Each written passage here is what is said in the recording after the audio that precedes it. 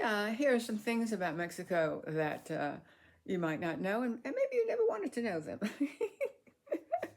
Like, I'm packing up to go. You see, like, I've got some of my shelves are already cleaned up, and I've moved things around. And I think of myself as never having a lot of stuff. I'm not the kind of person who collects a lot of stuff. Let's see if I can get this on video.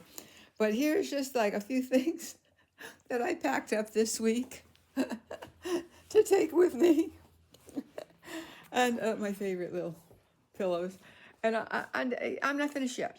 Although I'm pretty much finished. I'm actually down to the paperwork. And one of the things you may not know about Mexico is about when you buy something here, property here, you have to get a bank trust. It's called a fideicomiso, a bank trust. And basically, non-Mexican citizens cannot buy land within, I'm going to take a guess at 30 miles of the um, water, and I think it's 60 miles of the border. I could be wrong. They could be switched.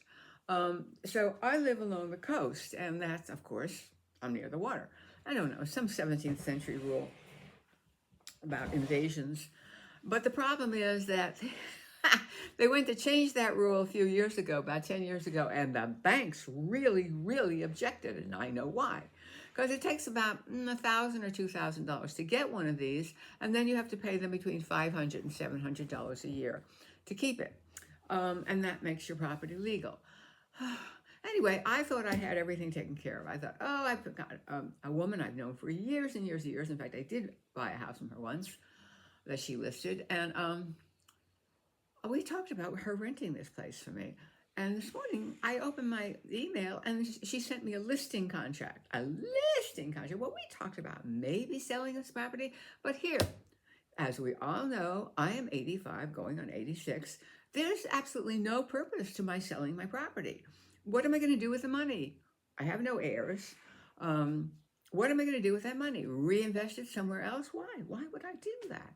So what I want is to rent this property. But so I wrote back and said, listen, I thought we were going to do a rental contract. Well, we can do whatever you want. She goes, mm-hmm. Well, here's a little thing that I know about real estate. It's very, very hard to sell a house that's rented.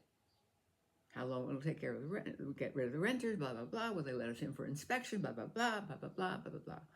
So I thought, okay, that's dead in the water. So, yeah. So then I called another guy, and he said, a realtor, and he said, well, to be honest, I got a lot of listings, and it's time intensive to rent a property, blah, blah, blah, blah, blah. Well, thank you for being honest, because honestly, that was a good thing, because I had called Remax months ago, and the guy never called me back, and I knew him. I know who he is. And I went, what? Well, he must be busy. No, I knew. I had one summer in real estate when I was out of my mind, like back in the 1970s or 80s. I don't remember when. But anyway, I did it for a month or 3 months. I had a trial period. Oh, I went through the real estate training and everything. I had a license. And I realized that I could never do real estate. I could never do real estate. If you don't like real estate agents, you have little respect for them, because it's helping people find what they want and can afford. I'd rather be a psychotherapist, and that's a hard job too. So I didn't last very long at that. So I'm scheduled to leave on the 2nd of next Tuesday, a week from this Tuesday, the 9th. And here's good news. A friend of mine, Sarai, who's probably going to take charge for the house, because she's a whiz. She's just a whiz. She had a friend who is a licensed tour guide, and she said, she would probably go with you to Mazatlán. Oh, you probably don't know about this story. Originally, I was going to drive to Mazatlán with Daventura, some friends of mine who have that channel, but they realized that they had a very tight schedule, and that wasn't going to work out. So they said, okay, I'll drive by myself, which made all my other friends hysterical.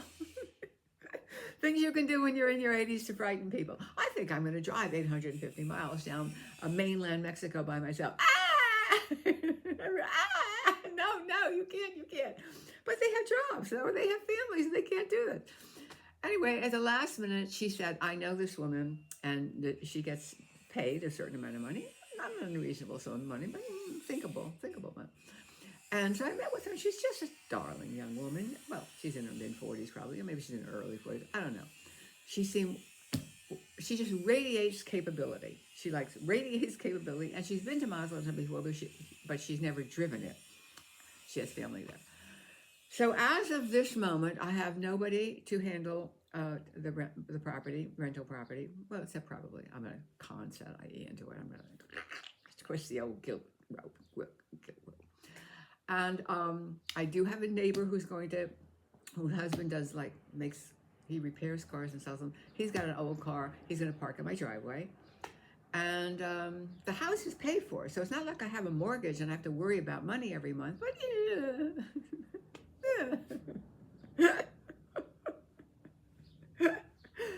I decided that maybe today I was going to relax because next week I have to make more copies of paperwork for the checkpoints when you go through things you may not know about Mexico.